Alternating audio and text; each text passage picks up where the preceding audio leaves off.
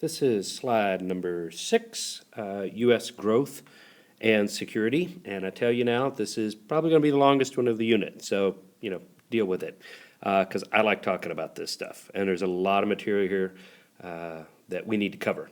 So, let's start by talking about the Sun Belt. There is a shift in population in the 1950s as people start to leave the frozen north here and head to the south and southwest. If you look at sort of a kind of a smiley face, the smile and a smiley face, if you start in kind of Virginia, North Carolina area of the East Coast and curve down across the south and then back up into, kind of through Florida, Louisiana, through Texas, and then curve back up like a smiley face, you get the Sun Belt. And people start moving there. Growth nearly doubled what it was in the north there. They went looking for jobs, better weather, lower taxes, but really one new invention made this all possible, and that's the air conditioner. People could live comfortably in the south and the southwest thanks to the development of the air conditioner. So if you can live in nice weather comfortably, why not? And a lot of people did. Okay? And where they were living in the south and the southwest was the suburbs. One of my favorite things to talk about during the 50s here is the growth of the suburbs. And we're going to talk some more about the problems with it in class, and specifically Louisville. But basically there's good and bad to it. But this is the time when suburbs started to develop. And for one big reason, the GI Bill. Veterans, all these soldiers coming home from the war and from serving after the war, got very cheap home loans to be able to build new houses. And if you could have a house, basically as cheaply as you could have an apartment, why not have a house, right? There's good and there's bad. Home ownership goes up. Let's talk about the good first. Home ownership goes up. And if more people own homes, that creates lots of jobs for people building them and furnishing them. So home ownership going up is a good thing. The whole issue of kind of family values goes up because mom is able to stay home and raise big families of children in the suburbs. And when mom spends time in the suburbs, raising her children, her family, she's there with them and has time to teach them of, honesty and doing things the right way and taking care of others, things like that. Just good, honest family values. Those go up as mom is around more. Okay? Car sales go up because you live downtown. You take the bus everywhere. You take the subway everywhere. You don't have far to go downtown. Everything's close together. Out in the suburb, everything is spread out, and you need a car. And when car sales go up, that creates lots of jobs. It is a boom for the economy. The 50s is the car culture because everybody owns cars. Okay? Lots of classic cars come out of the 50s. And a lot of that is because people need cars. They live in the suburbs. Okay? The realization of the American dream increases. The American dream was, is, and probably always will be a home and a family.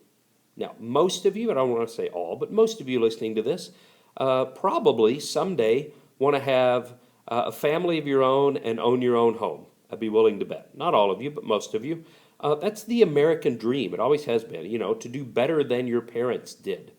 And for the first time in America here, a whole generation basically did better than their parents did because they were able to own homes. And they can have their family, the little white picket fence, kids playing in the yard with the puppy and all that. So the American dream is realized by a lot of people. And crime rates are lower in the suburbs than they are in the urban areas, than the downtown areas. So lots of good things about the suburbs. It's not all good, though. There are problems, too. So let's talk about a couple of the problems. Pollution goes up. in the 50s here, thanks to the development of the suburbs, because more people are driving everywhere. More factories are built. People are getting the jobs. So more factories, bigger factories get built, and they're pumping out more and more pollution. All those new factories that are getting built, they're getting built in the suburbs. Because, if you've got a factory downtown and you want to expand your factory, you're locked. You can't build out. There's buildings all around you. The only way to go is up, and that's very expensive. So companies would buy cheap land out in the suburbs and build these huge, sprawling factories. Here in Louisville, think Ford, both Ford plants, the GE plant, UPS. These are all their factories, their warehouses. They're all out in the suburbs. And all those factories that are getting built, all the cars that people are driving around are pumping all kind of pollution in the air. So that's a problem. Public transit starts to fall apart. Because when you go to suburbs, nobody's taking buses, nobody's taking subways anymore. When you live downtown, that's how you got around. You took public transportation. In the suburbs, nobody uses it. So public transportation systems broke down, and they're going to be very expensive to repair and to rebuild. And really the biggest problem of the suburbs is that while the economy in the suburbs boomed, the economy in the urban areas crashed. Businesses left downtown areas. If people aren't living in downtown areas, there's no need for a business to be in the downtown area. Nobody's going to move to the suburb and then go back downtown to shop. They're going to shop in new shopping malls in the suburbs. Shopping malls are a development of the 1950s. We don't see them before the 50s because you don't need to. Everything's downtown. Out in the suburbs, we need malls to hold lots of stores in one place. So everybody shops in the suburbs, and when they do, the urban economy crumbles. Factories leave the downtown areas. Stores and shops leave the downtown areas when people leave the downtown areas. So the development of the suburbs is a huge effect, has a huge effect on this country. A lot of it's good, but not all of it. There are problems. Okay? One of the problems that you see on the slide here is something called white flight, because the suburbs typically were segregated. Blacks, in most cases, did not have the money to buy land to build a house in the suburbs. And if they did have the money, they had to find a white builder willing to build them a house. And that was not always easy. So typically the suburbs were segregated. Whites fled the downtown area. And when the urban economy crashed, the black population was left to suffer. Blacks ended up in inner city housing projects while whites lived in nice suburban houses. It's called white flight, as the white population leaves in huge numbers the downtown areas to head out to the suburbs. Now, let's talk about the suburbs themselves. Okay? And to start with, we have to talk about the first suburb. It's called Levittown. It's named after the guy who invented it, that built the first suburb, a man named William Levitt, Levitt, William Levitt, and he names it after himself. So I guess if you invent something and build the first one, you can name it whatever you want. So he named it after himself, Levittown. It was in just outside of, which is what a suburb is, outside the main city, outside of New York. It was in a Long Island suburb.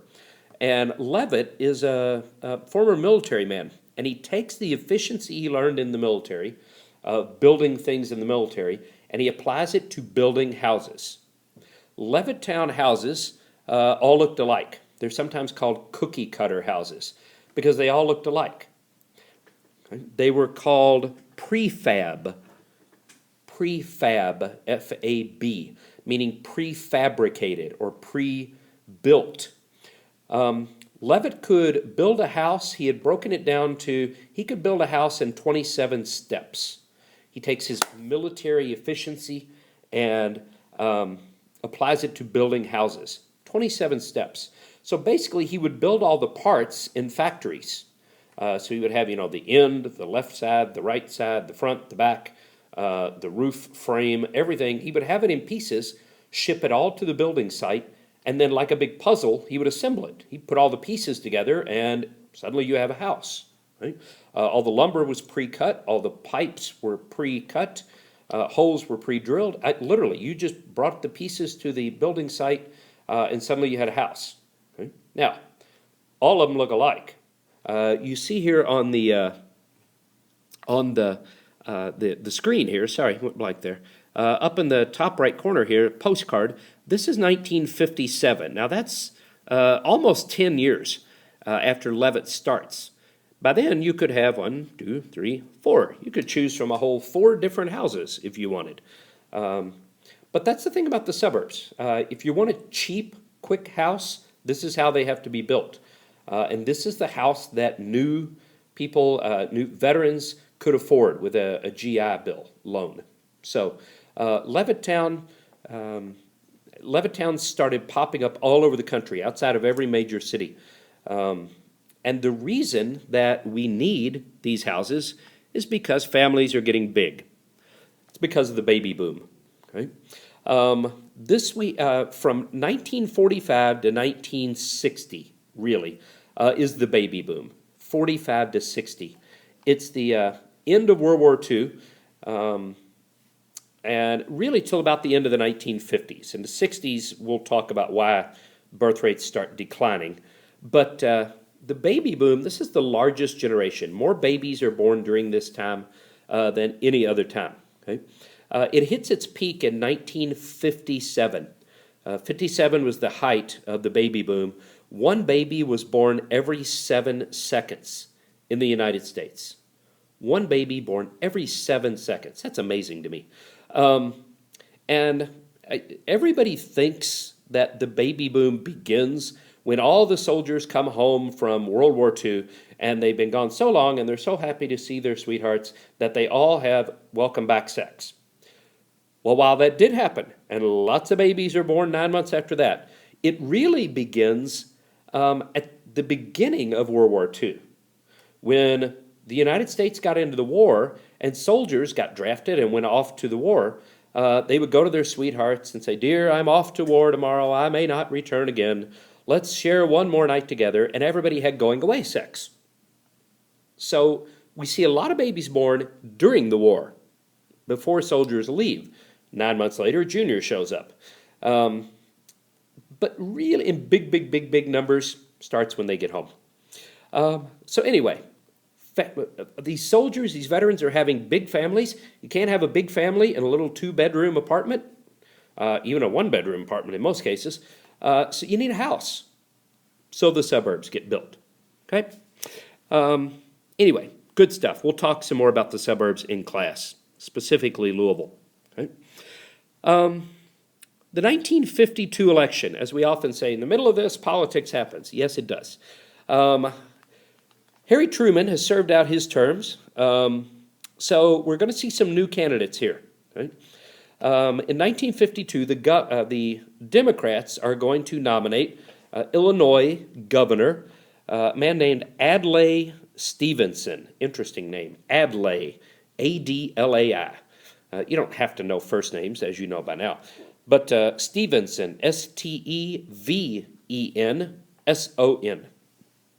Adlai Stevenson. Governor of Illinois would be the Democratic nominee, and the Republicans are going to nominate World War II hero General Dwight Eisenhower, who has retired from the military. Extremely popular. So they go with, what always works. Let's pick a war hero. In fact, when they go talk to him, nobody's even quite sure if he's a Republican or not. And he's like, "Sure, I'll be a Republican. Why not?" He's very unpolitical. He was known as the unpolitical president. So if Eisenhower, whose nickname is Ike, there you see, "I like Ike," very famous campaign slogan there, "I like Ike." If Eisenhower is the unpolitical one, the political one is his vice presidential candidate, a young senator from California named Richard Nixon. Very famous name in American politics in the future, not so much now. But Richard Nixon would be Eisenhower's running mate, his vice presidential candidate. There you see the campaign poster. Let's clean house with Ike and Dick. Great poster. But anyway, Richard Nixon will make a name for himself, and one he doesn't want to make during this campaign because he gets in trouble. Nixon gets accused of accepting illegal campaign donations. Right? And could single-handedly kind of sink Eisenhower's campaign here. But he goes on TV and he gives a very famous speech called the Checkers speech. Nixon goes on TV. And remember, he's accused of accepting illegal campaign donations. So he goes on TV and he says, ladies and gentlemen, I've been accused of doing a horrible thing here, and I would never do anything to destroy the chances of Dwight Eisenhower becoming our president. So let me tell you what happened. And he goes on and on and on. And he gets to this story. And he says, a man in Texas or somewhere, I think it was Texas, heard me talking on TV about how my little girls wanted a puppy, and that fella sent us a puppy. It was a little black and white dog, so the girls named him Checkers. And you can say what you want about accepting things, but they love that little dog, and we're going to keep him.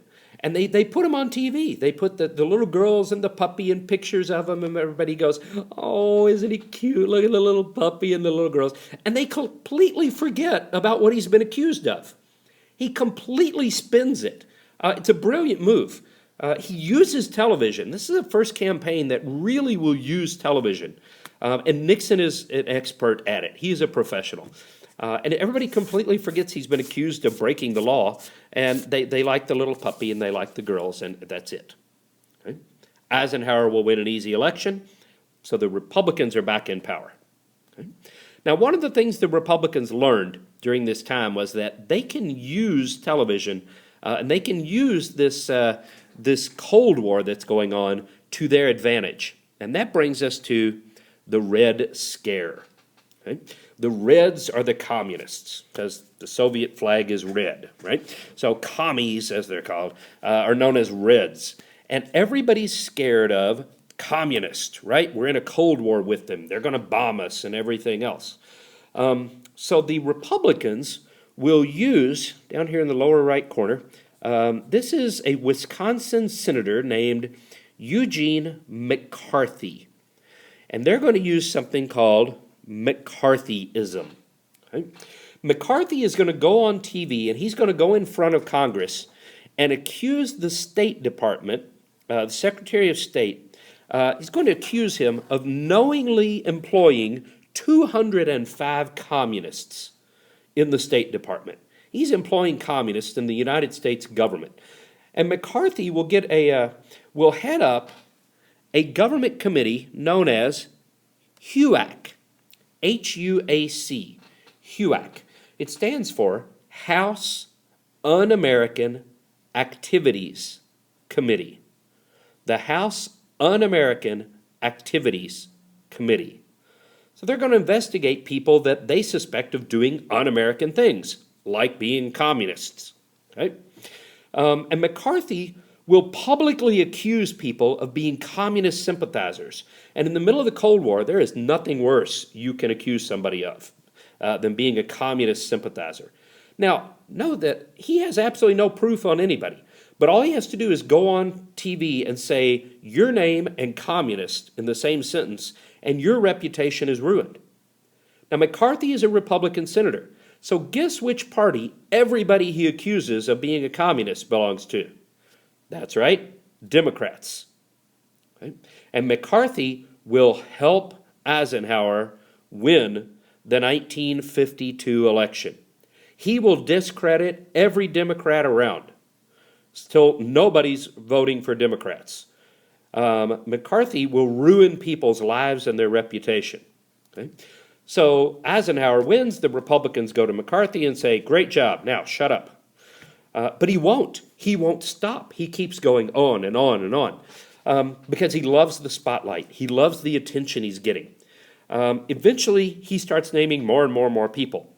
Eventually, he gets to the point where he names high-ranking military officials of actually being communists. it's at that point that the Republicans can't even support him. Okay? And they say, look, dude, we told you, shut up. Now you didn't shut up, and we can't back you. So he will lose his next re-election campaign and basically drink himself to death, a broken man. McCarthy used to brag of drinking a fifth of whiskey a day. That's a lot of whiskey, apparently. And dies of liver failure. He drinks himself to death, a broken man. Could have been the star of the party, but he can't stop himself. He craves the attention. Okay? Now, one of the fallouts, no pun intended here, of the Cold War is the fact that everybody is terrified that the Soviets are going to hit us at any moment with atomic bombs. So families start building fallout shelters or bomb shelters in their backyards. This was a huge business. Companies made a fortune selling fallout shelters, installing fallout shelters in people's backyards. Because when the air raid sirens would go off, you headed to your bomb shelter where you were going to ride out the attack and all of that. And it was a legitimate fear. The Soviet Union did have missiles that could reach parts of the United States. So it's a very legitimate fear. We have atomic weapons pointed at them. They've got them pointed at us. And nobody was quite sure when, World War III was going to begin. So what we were told to do, schools had, like we have fire drills or tornado drills, they had bomb drills. Sirens would go off, and you had to assume the position in the hallway or under a desk or under a table, wherever you were. You were told to duck and cover. Okay? There was a great cartoon made that I'm going to show you all in class, starring this little guy right here, Bert the Turtle. There's Bert with his little air defense helmet on. And we're going to watch a video. Great video. We'll talk more about it in class. But students were taught to duck and cover to survive these atomic bombs. Okay? Now, last thing, more of the Cold War here. Story about the Rosenbergs. Ethel and Julius Rosenberg. That's these guys here. This is a husband and a wife. There's Ethel, and there's Julius. Ethel and Julius Rosenberg. They were atomic scientists, both of them. But they were also Soviet spies. They were discovered to be selling atomic secrets to the Soviet Union. They were arrested, put on trial, found guilty. This time, I know we've talked about a lot of mistrials here, or miscarriages of justice. This time they were guilty. Tons of evidence against them. They were found guilty and put to death. They were executed, both of them, in, I think it's 1951, making them the only people in American history to be executed in peacetime for spying. We've put spies to death before, but we've always been at war. We weren't at war here. So Ethel and Julius Rosenberg become casualties of the Cold War. Okay? So, anyway, I know that took a while, but like I said, this is good stuff, guys. You gotta like this. So anyway, thank you, and till I see you again in the next slide.